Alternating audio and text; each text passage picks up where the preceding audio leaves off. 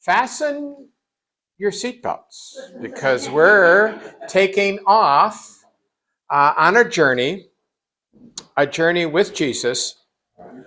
When Jesus made that journey, it took him 6 months. We're going to do it in 6 weeks. So hang on, here we go, all aboard. We're going to follow Jesus from the mountaintop of transfiguration to the streets of Jerusalem. Now we observe transfiguration every year on the Sunday before Ash Wednesday. The event actually took place in the fall. And then after the event, we will leave Galilee and we will walk with Jesus round about the Holy Land, here, there, and everywhere. But eventually, 6 months later, we will arrive in Jerusalem for Passover in the spring. Before we begin, let's take a look at this on a timeline, the timeline of the Gospels, which is, of course, a timeline of Jesus' life. The Bible doesn't tell us much about what happened after Christmas. We know Jesus grew up in Galilee, in Nazareth. We know he made a trip to Jerusalem when he was 12. And we know that he stayed in Nazareth until he was 30 years old. That begins what we call the ministry of Jesus for 4,000 years. The world had awaited the coming of the Messiah, the fulfillment of all of those promises that God had made to Adam and Eve and to Abraham, to Moses, and throughout the Old Testament. Jesus fulfilled all of those promises in just 3 years. And you would think, as important as those 3 years were, that the Bible would give us a day-by-day or at least a month-by-month account of where Jesus was and what he was doing. But the Bible doesn't work that way. The story of Jesus was written by Matthew, Mark, Luke, and John, but none of them were newspaper reporters, and their accounts of the life of Jesus were not written until many years, at least 35 years after Jesus had ascended back into heaven. In fact, for much of those 3 years that we're going to be talking about, we really don't know where Jesus was much of the time. But we do know it was 3 years. And we know that because the passage of time in the Bible was marked by Passovers every year. And we're going to pause here, it's like a rest stop, to recognize the importance of Passover in the Bible. It all began with the story of Moses and the Israelites. God led them out of Egypt after 400 years of slavery. The day after, God had struck down the firstborn son of all of the Egyptians, but the angel of death passed over the houses of the Israelites because they had put the blood of a lamb above the doorway. And the Jewish people, we know from what God's timing, God said to Abraham, do it on the full moon. So it was the full moon at the end of the 3rd month of the year, and the Jewish people celebrated Passover on the occasion of that full moon every year ever since. And Christians, to this very day, still recognize the importance of Passover. Quick question. Ready? He said the test. Why is Easter on April 20th this year when it was March 31st last year, or April 9th the year before that. Okay, here we go. Easter is the first Sunday after the first full moon after the first day of spring, March 20th. So, the full moon this year is April 13th, just happens to be Palm Sunday. The first Sunday after that is April 20th, ta-da, Easter. So, if we know where Jesus was on Passover, we can follow the events of his life during those 3 years. But now we come to the Gospels.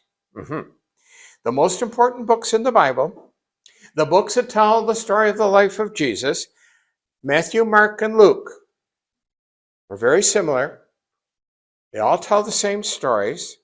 After the baptism of Jesus, all 3 of those Gospels jump ahead to the year that Jesus would spend with his disciples in Galilee.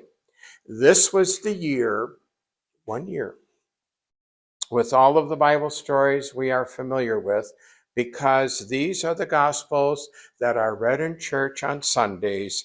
And so we know the stories, the catch of fish when Peter and Andrew, James and John became fishers of men, the Sermon on the Mount, the miracles, the parables, the boat rides on the Sea of Galilee, the stilling of the storm.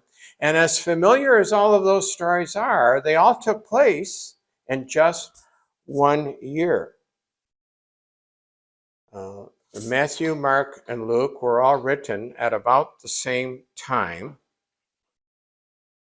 John was not written until 30 years later. By then, the story of Jesus was well known.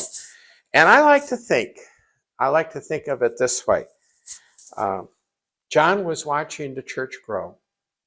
By then, they were having Sunday worship. And John was saying, well, those Gospels, Matthew, Mark, and Luke, they're great. But that's not the whole story. So, just like Paul Harvey, John sat down to write the rest of the story. And John gives us the account of all 3 of those years, because John tells us where Jesus was at all of the Passovers, and all of this is only in the Gospel of John. So, after Jesus was baptized and endured the temptations of Satan, the Gospel reading last Sunday, he returned after 40 days back to the Jordan River. John the Baptist says, "Behold, the Lamb of God, who takes away the sin of the world," which we still sing in church every Sunday when we have communion. John the Baptist had his own disciples, Peter and Andrew and James and John, and the 4 of them left to join up with Jesus. On the way back to Galilee, they were joined by Philip and Nathanael, and they got home, they went to the wedding at Cana, and then immediately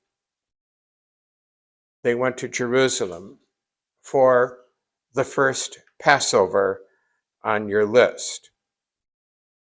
There in Jerusalem, Jesus would chase the money changers out of the temple the first time. Second time is still coming later. And there in Jerusalem, he met a man by the name of Nicodemus, and it was while Jesus was talking to Nicodemus in John chapter 3 that we have the most famous verse in the Bible, John 3:16, "For God so loved the world, he gave his only son." But then Jesus and the 6 left Jerusalem and began wandering here, there, and everywhere. And we don't really know where for sure. The Bible doesn't tell us much about the rest of that year or even the second Passover. All we have in John chapter 5, verse 1, is there was another Passover, and it wasn't until the summer after that second Passover that Jesus finally returned to Galilee, and Matthew, Mark, and Luke pick up the story there. Okay? But the third Passover, in contrast to the second, the third Passover was one of the most important days in the entire life of Jesus. It was the only Passover where he stayed in Galilee. It was the only Passover recorded by all four Gospels. It was the feeding of the 5,000. And Jesus saying, I am the bread of life. It is important that we recognize, by the way, it's important that we recognize that feeding the 5,000 and I am the bread of life, and that took place at Passover because bread and of course wine were so important in the Passover that we still use unleavened bread today in Holy Communion. And Jesus spent the rest of that summer after that Passover in Galilee, right up to the night he took Peter and James and John up to the mountaintop for the Transfiguration. And at the end of the Transfiguration story, Luke tells us Jesus set his face toward Jerusalem. And thus begins our journey with Jesus. There are only 6 months left in the time that Jesus spends on earth. But a lot happens in those 6 months. And this time, for those 6 months, the Bible pretty well tells us where Jesus was and what he was doing. It's interesting to note, I think, that the Transfiguration story takes place in Luke chapter 9. Okay? 6 months left in the life of Jesus, and there's 15 chapters left in the Gospel of Luke. We will also look at John, because John not only tells us about the Passovers, John also tells us about the trips that Jesus made to Jerusalem, which for some extraordinary reason, and we don't know why, are left out of Matthew, Mark, and Luke. In the next 6 months, Jesus will make 3 more trips to Jerusalem before Palm Sunday. And we will be along because we are making this journey with Jesus. But I'd like to close today with an introduction to some information about Bible study, to words that you'll become familiar with. When we try to follow the day-to-day events in the life of Jesus, we have to deal with what we call the harmony of the Gospels. And this involves taking all 4 of the Gospels and putting them together into one continuous story. The Passion History, which Deacon Glenn will be reading every week starting today, is an example of the harmony of the Gospels. Everything that happened from the Last Supper on Thursday night to when Jesus was buried at sunset on Good Friday, taken from all 4 of the Gospels into one story. So, this gives us the background information. Next week, we will actually be with Jesus when the disciples leave Galilee for the last time, and Jesus sets his face toward Jerusalem.